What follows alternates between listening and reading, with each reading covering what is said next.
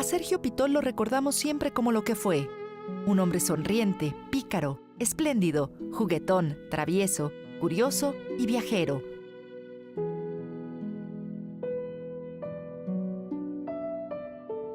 Como a uno de los mayores escritores de la lengua española, apasionado por la escritura, la lectura y el cine.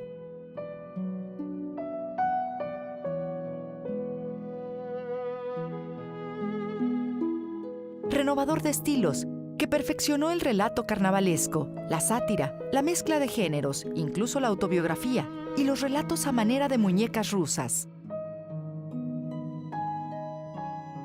Y como a un funcionario excepcional, un diplomático nato que llevaba en el corazón la sencillez, la bonomía y la elegancia.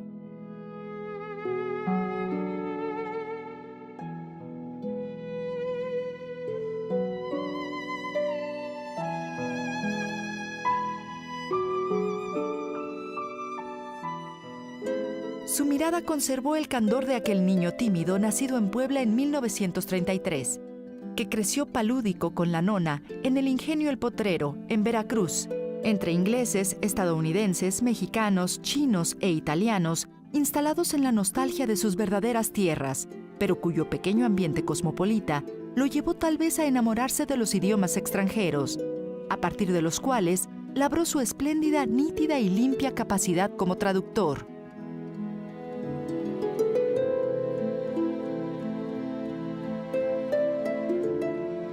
Allí, en El Potrero, aprendió a caminar a la sombra de sus padres, muertos cuando él era todavía pequeño. Quizá esa experiencia de soledad lo orilló a inclinarse por la lectura, gracias a la biblioteca del ingenio. Verne, Stevenson, Dickens, Twain, Marcel Proust, Faulkner, Thomas Mann, Virginia Woolf, Kafka, Neruda, Borges, tantos escritores que lo invitaron a la aventura que enamora al lector para siempre, después de conocer y perderse en el mundo literario. Entonces los libros eran mi mundo, mi verdadero mundo.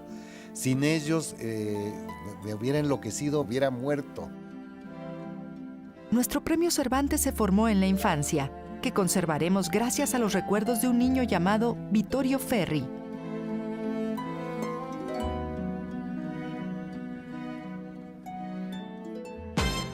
A los 16 años hizo lo que sería su primer viaje largo y definitivo. Llegó a estudiar a la Ciudad de México, donde se recibiría de abogado. Fue en esta ciudad donde dio con unos jóvenes inquietos como él, que permanecerían cercanos hasta que fueron emprendiendo su partida. José Emilio Pacheco, Carlos Monsiváis, con ellos y Luis Prieto, compartió lecturas, películas, crítica y empezó a ampliar considerablemente sus inquietudes artísticas y culturales. Para Pitol, los amigos fueron parte de su escritura, por lo que debemos recordar a quienes lo acompañaron siempre a su regreso de Europa.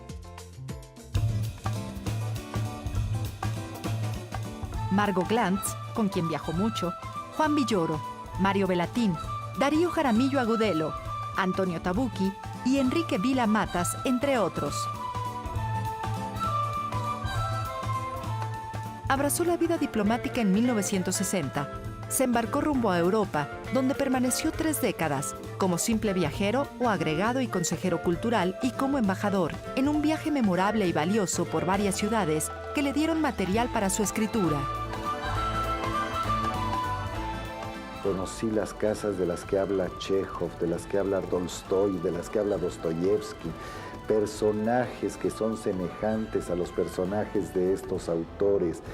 Tuve toda esa vivencia que hace que la letra sea un poco más viva, que la letra deje de ser solamente un puñado de signos y se convierta en algo que es cercano a la materia. Aquella estancia europea le permitió no solo conocer otros lugares, sino que lo relacionó con autores que de otra forma no habría conocido y, sobre todo, traducido.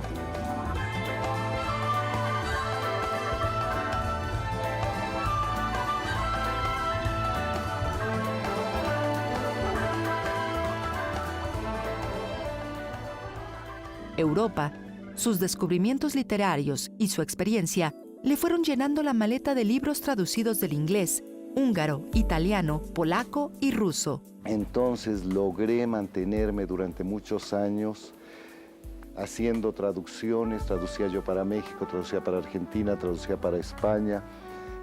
Y eso me permitió una libertad inmensa, me permitió cambiar cuando yo quisiera, porque para traducir no se necesita sino una máquina de escribir y unos diccionarios.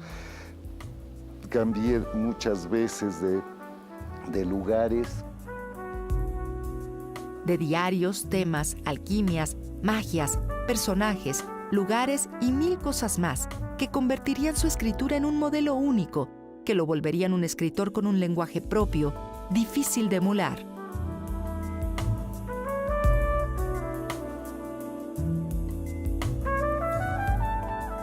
Sergio Pitol nos dejó 2 discursos personalísimos, el de sus libros de la primera época, los cuentos que le recordarían siempre a su admirado Chekhov, y las novelas de un lenguaje y una estructura sólidas, que todavía no apuntaban a un cambio radical.